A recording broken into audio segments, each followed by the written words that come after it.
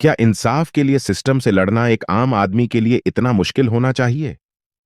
जब एक निर्दोष लड़की को बेवजह झूठे आरोप में गिरफ्तार किया गया और पूरा सिस्टम उसके खिलाफ खड़ा हो गया, तब एक ऐसा इंसान सामने आया जिसने ईमानदारी और हिम्मत से उसे न्याय दिलाया। आज हम आपको एक ऐसी ही कहानी सुनाने जा रहे हैं जो आपके दिल को छू जाएगी और आपको सोचने पर मजबूर कर देगी कि क्या हर किसी के लिए ऐसा इंसाफ संभव है। पूरी कहानी की सच्चाई जानने के लिए वीडियो को अंत तक जरूर देखें। लेकिन दोस्तों, वीडियो में आगे बढ़ने से पहले आप लोगों से एक छोटा सा रिक्वेस्ट है कि अगर आप लोग हमारे चैनल पर पहली बार हैं तो चैनल को सब्सक्राइब कर लें और वीडियो को एक लाइक कर दीजिए, ताकि मेरा हौसला और भी ज्यादा बढ़ता रहे और मैं और भी ज्यादा इंटरेस्टिंग कहानियां रोज रोज आप लोगों को सुनाता रहूं। क्या कभी एक साधारण आदमी की सादगी में छिपी ताकत ने आपको हैरान किया है? पटना शहर की एक गर्म और उमस भरी शाम थी। मॉल की लाइटें जगमग कर रही थीं, सड़क पर गाड़ियों की चहल पहल थी और लोग अपनी अपनी जिंदगी में मशगूल थे। लेकिन इस भीड़ भाड़ के बीच एक थाने में जो हो रहा था वह किसी की भी नजरों से छिपा हुआ था। उस थाने के अंदर एक मासूम लड़की झूठे आरोपों में बंद थी। बाहर उसके परिवार की आंखों में बेबसी और भीतर पुलिस वालों का रौब। लेकिन शायद किस्मत ने फैसला कर लिया था कि आज इस कहानी का अंजाम कुछ अलग होगा। शहर के एक कोने में एसपी साहब अपने ऑफिस में बैठे थे। उनके सामने टेबल पर चाय का कप था, लेकिन उनकी नजरें खिड़की के बाहर किसी गहरी सोच में डूबी हुई थीं।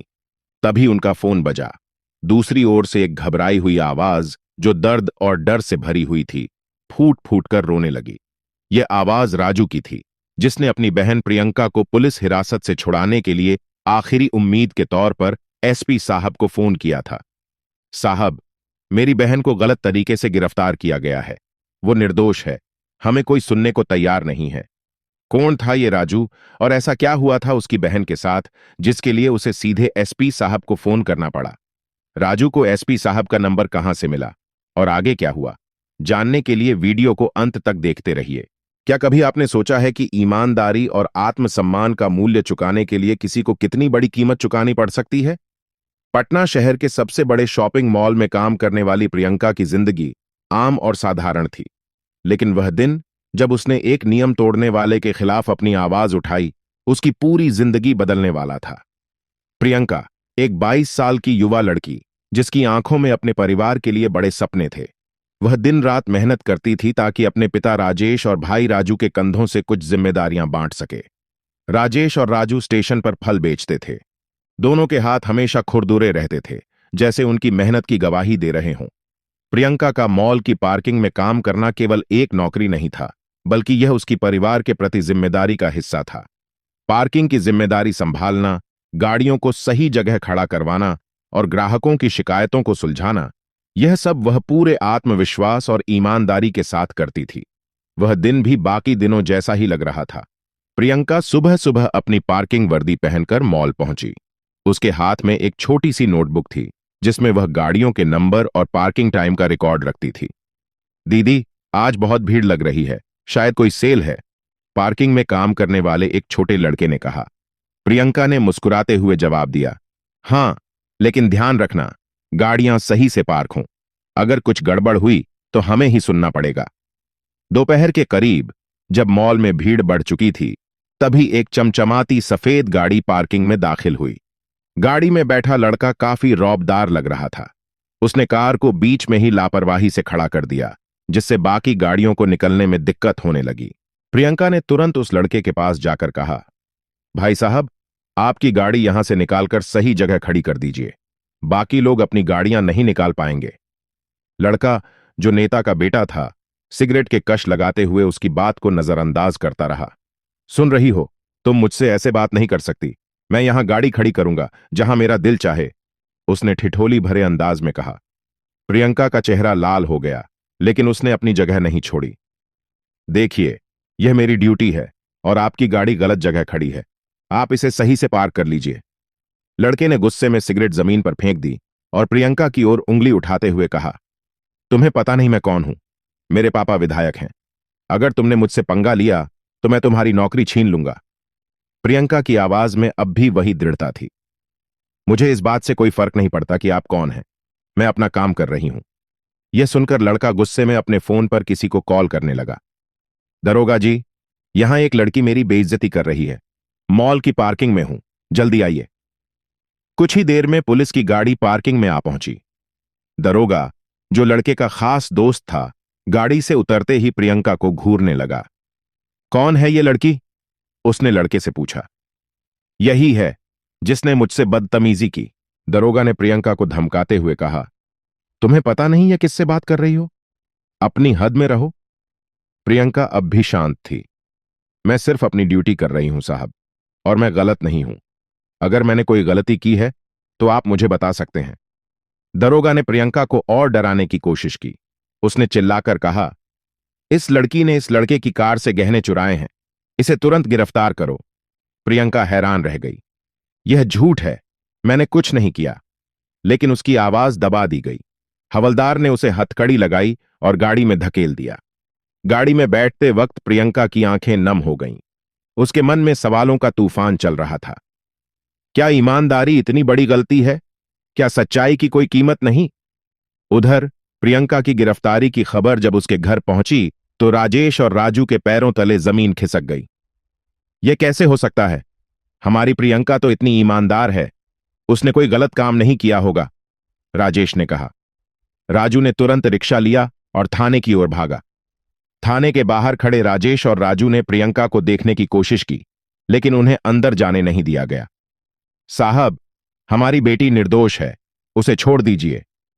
लेकिन दरोगा ने उन्हें झिड़कते हुए कहा, भागो यहां से, वरना तुम दोनों को भी अंदर कर दूंगा। राजेश की आंखों में आंसू आ गए। अगर आज हम प्रियंका को नहीं बचा पाए तो वह अंदर ही टूट जाएगी। क्या आपने कभी सोचा है कि एक वीडियो जिसे हम अक्सर नजरअंदाज कर देते हैं, किसी की जिंदगी बदल सकता है?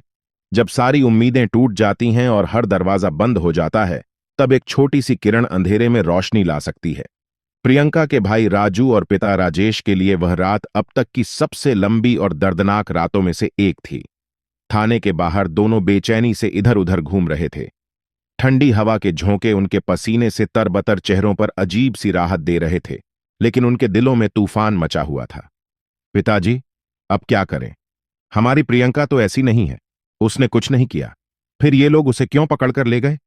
राजू ने अपने पिता से पूछा। राजेश ने गहरी सांस ली और कांपती हुई आवाज में कहा, बेटा, शायद हमारी गरीबी ही हमारी सबसे बड़ी गलती है। इस शहर में गरीबों की सुनवाई कहां होती है? थाने का मुख्य दरवाजा बंद था। अंदर से पुलिस वालों की हंसी और ठहाके सुनाई दे रहे थे। बाहर खड़े राजेश और राजू के लिए यह ठहाके उनके दर्द का मजाक थे। राजू ने दरवाजे पर खड़े सिपाही से हाथ जोड़कर कहा, भैया, हमारी बहन को एक बार देखने दीजिए, वो निर्दोष है। सिपाही ने अनसुना करते हुए गुटखा थूका और कहा, भागो यहां से, वरना तुम दोनों को भी अंदर कर दूंगा। राजेश ने राजू का हाथ पकड़ा और कहा, बेटा, चलो यहां से, ये लोग हमारी मदद नहीं करेंगे। राजू की आंखों में आंसू थे, लेकिन उसके दिल में अब भी एक चिंगारी थी। जैसे ही दोनों थाने से थोड़ा दूर बैठे, राजू को अचानक कुछ याद आया। पिताजी, याद है कुछ दिन पहले हमने सोशल मीडिया पर एक वीडियो देखा था? उस वीडियो में पटना के एसपी साहब ने कहा था कि अगर किसी को न्याय चाहिए तो वह उनसे सीधे संपर्क कर सकता है। राजेश ने थकी हुई आवाज में कहा, बेटा, वो बड़े लोग हैं, हमारी सुनवाई नहीं होगी। लेकिन राजू ने दृढ़ता से कहा, पिताजी, अगर हमने कोशिश नहीं की तो प्रियंका को कौन बचाएगा? मैं वो वीडियो ढूंढूंगा। राजू ने तुरंत अपना पुराना फोन निकाला। उसका फोन स्लो था, स्क्रीन पर दरारें थीं और बैटरी खत्म होने के करीब थी, लेकिन उसके हाथों की तेजी बता रही थी कि वह हार मानने को तैयार नहीं था। कहां गया वो वीडियो? फेसबुक पर था या इंस्टाग्राम पर? राजू ने खुद से कहा। उसने घंटों तक सोशल मीडिया खंगाली, हर पोस्ट, हर वीडियो पर ध्यान दिया। बीच बीच में फोन की बैटरी खत्म होने की चिंता उसे परेशान कर रही थी। 1 घंटे की मशक्कत के बाद भी उसे वह वीडियो नहीं मिला। राजेश ने उसे रोकते हुए कहा, बेटा, रहने दे, हमारा भाग्य ही ऐसा है। लेकिन राजू ने हार नहीं मानी। नहीं पिताजी, यह वीडियो हमारी आखिरी उम्मीद है, मैं इसे जरूर ढूंढूंगा। लगभग 2 घंटे की मेहनत के बाद राजू ने वह वीडियो ढूंढ निकाला। वीडियो में एसपी साहब अपनी आवाज में जनता से अपील कर रहे थे, अगर आपको कभी न्याय की जरूरत हो और कोई आपकी मदद न करे तो इस नंबर पर मुझे सीधे कॉल करें। राजू की आंखों में उम्मीद की चमक आ गई। पिताजी, मिल गया, ये रहा नंबर। राजेश ने हैरानी से कहा, क्या सच में यह काम करेगा? राजू ने तुरंत नंबर डायल किया। फोन की घंटी बजी। दूसरी तरफ से एक गंभीर और शांत आवाज आई। Hello, SP Patna. आप कौन बोल रहे हैं? राजू की आवाज कांपने लगी। साहब, मैं राजू बोल रहा हूं। मेरी बहन प्रियंका को पुलिस ने गलत आरोपों में पकड़ लिया है। वह निर्दोष है साहब। आप हमारी मदद करें। दूसरी ओर थोड़ी देर तक खामोशी थी। फिर एसपी साहब ने कहा, घबराओ मत, मुझे पूरी बात बताओ। राजू ने रोते रोते पूरी घटना सुनाई। कैसे प्रियंका ने नेता के बेटे को सही जगह गाड़ी पार्क करने के लिए कहा, कैसे उसने पुलिस को बुलाया और कैसे झूठे आरोपों में उसे गिरफ्तार कर लिया गया। एसपी साहब ने गंभीरता से पूरी बात सुनी और फिर कहा, तुम चिंता मत करो, मैं खुद इस मामले को देखूंगा। तुम लोग फिलहाल थाने के बाहर रुको, मैं जल्द ही वहां पहुंचूंगा। राजू ने राहत की सांस ली। साहब, कृपया जल्दी आइए। अगर आज हम प्रियंका को नहीं बचा पाए तो कुछ गलत हो जाएगा। मैं 30 मिनट में वहां पहुंचता हूं, तब तक धैर्य रखो, एसपी साहब ने कहा।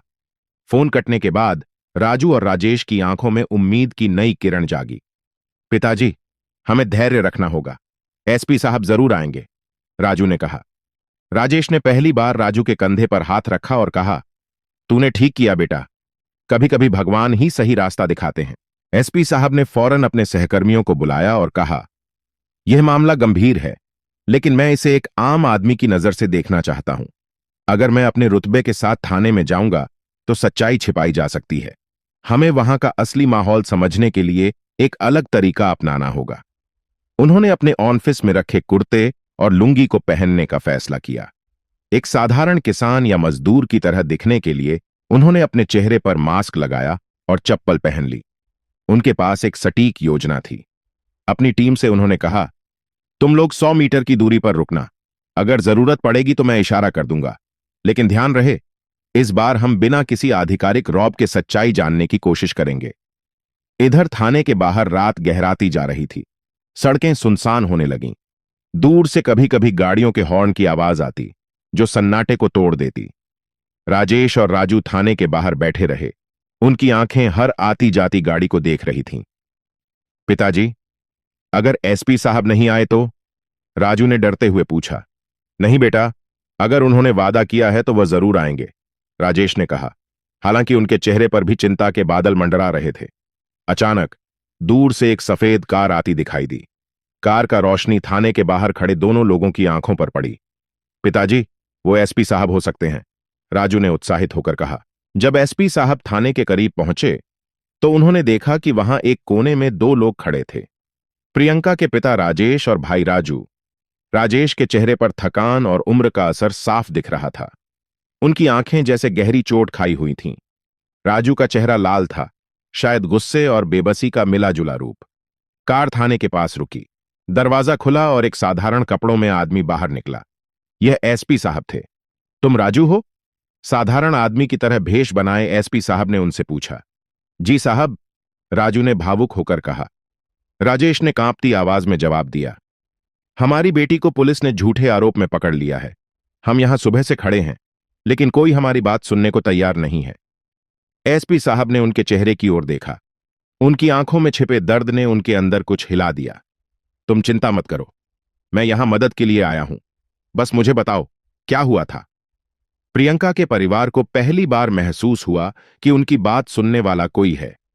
एसपी साहब की सादगी और उनकी आंखों में छिपा दृढ़ विश्वास उन्हें यह यकीन दिला रहा था कि न्याय अब दूर नहीं है।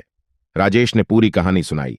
कैसे प्रियंका ने नेता के बेटे को गाड़ी सही जगह पार्क करने के लिए कहा था और कैसे उसने गुस्से में आकर झूठा आरोप लगवा दिया। यह कहानी सुनकर एसपी साहब का खून खौल गया, लेकिन उन्होंने अपने गुस्से को काबू में रखते हुए कहा, मैं अंदर जाऊंगा और देखूंगा कि क्या हो रहा है। तुम यहीं रुको, सब ठीक हो जाएगा। थाने का माहौल बिल्कुल अलग था। हवलदार बाहर बैठा बीड़ी पी रहा था और फोन पर हंसी ठिठोली कर रहा था। जैसे ही उसने एसपी साहब को देखा, उसने उन्हें आम आदमी समझते हुए रोकने की कोशिश की। कहां जा रहे हो? अंदर क्या काम है? मैं प्रियंका का चाचा हूं, दरोगा साहब से बात करनी है, एसपी साहब ने बड़ी शांति से जवाब दिया। हवलदार ने उन्हें अंदर जाने दिया, यह सोचते हुए कि एक साधारण आदमी से क्या खतरा होगा। जैसे ही एसपी साहब अंदर पहुंचे, उन्होंने थाने के अंदर का माहौल देखा। एक तरफ एक सिपाही हंसी ठिठोली कर रहा था, दूसरी ओर दरोगा अपनी मेज पर पैर रखे हुए किसी से फोन पर जोर जोर से बात कर रहा था।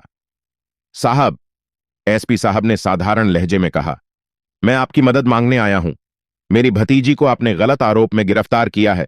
कृपया उसे छोड़ दीजिए, वह निर्दोष है। दरोगा ने बिना देखे जवाब दिया, तुम्हें पता है यह लड़की किसके खिलाफ गई थी?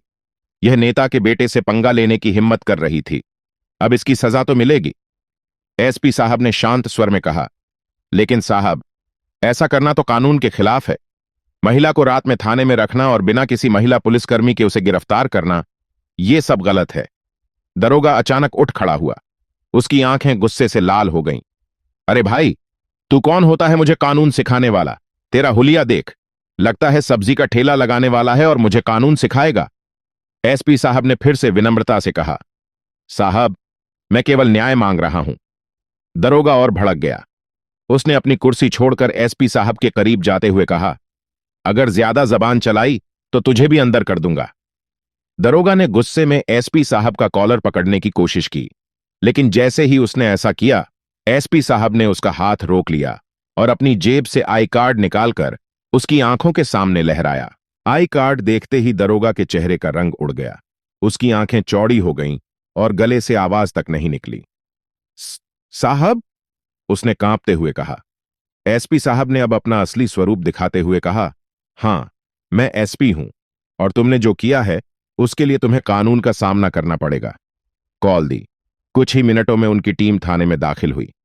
हर कोई अब सीधा खड़ा हो गया। सिपाही, जो अब तक हंसी मजाक कर रहे थे, एकदम से अनुशासन में आ गए। तुम्हें ड्यूटी करते हुए कितने साल हो गए हैं? एसपी साहब ने दरोगा से पूछा। 12 साल साहब, दरोगा ने कांपती आवाज में कहा। तो क्या इन 12 सालों में तुम्हें यह भी नहीं पता चला कि एक महिला को रात के समय हिरासत में रखना गैरकानूनी है और बिना लिखित शिकायत के किसी को गिरफ्तार करना भी अपराध है? दरोगा ने सिर झुका लिया। उसने माफी मांगने की कोशिश की, लेकिन एसपी साहब ने उसे सख्त लहजे में रोक दिया। तुम्हारी माफी से उस लड़की का विश्वास वापस नहीं आ सकता।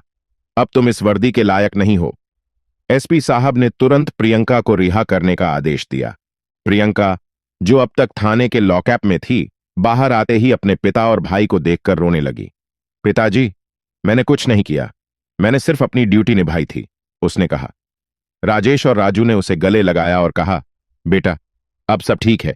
ये एसपी साहब हमारी मदद करने आए हैं। एसपी साहब ने प्रियंका के परिवार से कहा, यह लड़ाई अभी खत्म नहीं हुई है। अब हमें उस नेता के बेटे के खिलाफ भी कार्रवाई करनी होगी जिसने झूठे आरोप लगवाए। प्रियंका ने हैरानी से पूछा, क्या ऐसा होगा साहब? एसपी साहब ने आत्मविश्वास से जवाब दिया, होगा, क्योंकि कानून से बड़ा कोई नहीं है। प्रियंका को रिहा कराने के बाद एसपी साहब ने थाने में गहरी चुप्पी को तोड़ा। उनका सख्त स्वर वातावरण को और गंभीर बना रहा था। दरोगा, अब तुम्हें अपनी जिम्मेदारी और गलती दोनों का हिसाब देना होगा। तुमने कानून का दुरुपयोग करके एक निर्दोष लड़की को झूठे आरोपों में फंसाया। दरोगा ने कांपते हुए माफी मांगी। साहब, मुझसे गलती हो गई। मैं नेता के दबाव में आ गया था। गलती? यह गलती नहीं, एक अपराध है और इस अपराध के लिए सजा मिलेगी, एसपी साहब ने सख्ती से कहा। एसपी साहब ने अपनी टीम को आदेश दिया, उस लड़के जो नेता का बेटा है, उसे तुरंत गिरफ्तार किया जाए। उसे कानून का सामना करना होगा। टीम ने बिना समय गवाए उस लड़के को ढूंढने की प्रक्रिया शुरू कर दी। थाने में मौजूद सिपाही और अन्य कर्मचारी चुपचाप खड़े थे। कोई भी दरोगा की मदद करने का साहस नहीं कर रहा था। थाने के बाहर प्रियंका अपने पिता और भाई के साथ खड़ी थी। उसकी आंखों में आंसू थे, लेकिन अब वे आंसू खुशी और राहत के थे। पिताजी, अगर एसपी साहब नहीं होते तो मुझे यकीन नहीं था कि हम यह लड़ाई जीत सकते हैं, प्रियंका ने कहा। राजेश ने एसपी साहब की ओर देखकर कहा, साहब, आपने हमारी बेटी को न्याय दिलाया। हम आपके आभारी रहेंगे। एसपी साहब ने मुस्कुराते हुए जवाब दिया, यह मेरा कर्तव्य है, लेकिन अभी काम पूरा नहीं हुआ है। देर रात टीम ने नेता के बेटे को उसके घर से गिरफ्तार किया। जब पुलिस की गाड़ी उसके घर के बाहर पहुंची तो उसने अपनी रसूख का इस्तेमाल करने की कोशिश की। तुम्हें पता है मैं कौन हूं? मेरे पिता विधायक हैं। मुझ पर हाथ डालने की हिम्मत मत करना, उसने चिल्लाकर कहा। लेकिन टीम के अधिकारी पहले से ही एसपी साहब के आदेशों से सशक्त थे। उन्होंने बिना किसी बहस के उसे गिरफ्तार किया और गाड़ी में बिठा लिया। गिरफ्तारी के तुरंत बाद नेता थाने पहुंचे। उनका चेहरा गुस्से से तमतमा रहा था। तुम लोग जानते भी हो कि किसके बेटे को पकड़कर लाए हो। मैं तुम्हारे खिलाफ शिकायत करूंगा। एसपी साहब ने ठंडे स्वर में जवाब दिया। आपका बेटा कानून तोड़ेगा तो उसे सजा भी भुगतनी होगी। यह कानून सबके लिए बराबर है। नेता ने गुस्से में कहा, तुम्हें इसका अंजाम भुगतना पड़ेगा। एसपी साहब ने दृढ़ता से कहा, मुझे धमकाने की कोशिश मत कीजिए। यहां सिर्फ कानून की भाषा चलेगी। अगले ही दिन इस मामले को कोर्ट में पेश किया गया। प्रियंका ने अपने ऊपर लगे झूठे आरोपों को सच्चाई और सबूतों के साथ कोर्ट के सामने रखा। एसपी साहब ने पूरी घटना की जांच रिपोर्ट और थाने में हुई गैरकानूनी कार्रवाई के सबूत पेश किए। कोर्ट ने प्रियंका को निर्दोष करार दिया और नेता के बेटे को सजा सुनाई। साथ ही उस दरोगा को निलंबित कर दिया गया जिसने अपने पद का दुरुपयोग किया था। कोर्ट में न्यायाधीश ने कहा, यह मामला हमारे समाज के उन लोगों को सबक सिखाता है जो अपनी ताकत का गलत इस्तेमाल करते हैं। कानून सबके लिए बराबर है। क्या आपने कभी सोचा है कि एक छोटी सी लड़ाई कैसे बड़े बदलाव की शुरुआत कर सकती है? यह कहानी केवल न्याय की नहीं, बल्कि आत्मसम्मान, सच्चाई और ईमानदारी की भी है। प्रियंका अब पहले से भी ज्यादा आत्मविश्वास से भरी थी। उसने अपनी पुरानी नौकरी पर वापसी की। मॉल के मालिक ने उसे सम्मानित करते हुए कहा, तुमने साबित कर दिया कि ड्यूटी का मतलब सिर्फ नौकरी नहीं, बल्कि ईमानदारी और समर्पण भी है। प्रियंका के पिता और भाई ने पहली बार राहत की सांस ली। राजेश ने कहा, हमारी प्रियंका ने हमारी गरीबी को हमारी कमजोरी नहीं बनने दिया। उसने दिखा दिया कि अगर सच्चाई और ईमानदारी के साथ खड़े रहो तो कुछ भी नामुमकिन नहीं। एसपी साहब ने प्रियंका के परिवार को अपने ऑफिस बुलाया और कहा, यह सिर्फ आपकी जीत नहीं है, यह समाज के उन सभी लोगों की जीत है जो अन्याय के खिलाफ लड़ने की हिम्मत रखते हैं। प्रियंका ने हाथ जोड़कर कहा, साहब, आपने जो किया उसके लिए मैं हमेशा आभारी रहूंगी। एसपी साहब ने मुस्कुराते हुए कहा, अगर कभी फिर जरूरत हो तो बिना झिझक मुझसे संपर्क करना। इस घटना ने पूरे शहर को हिलाकर रख दिया। लोगों ने सोशल मीडिया पर प्रियंका की कहानी को साझा किया। यह कहानी उन सभी के लिए प्रेरणा बन गई जो अन्याय के खिलाफ आवाज उठाने से डरते थे। कानून सबके लिए बराबर है, चाहे वह गरीब हो या ताकतवर। सच्चाई और ईमानदारी की राह मुश्किल हो सकती है, लेकिन अंत में जीत इन्हीं की होती है। जो लोग अपनी ताकत का दुरुपयोग करते हैं, उन्हें कानून का सामना करना ही पड़ता है। यह कहानी हमें सिखाती है कि समाज में बदलाव लाने के लिए कभी कभी एक व्यक्ति की हिम्मत ही काफी होती है। क्या आप भी इस कहानी से प्रेरित हुए? कमेंट में अपनी राय जरूर बताएं।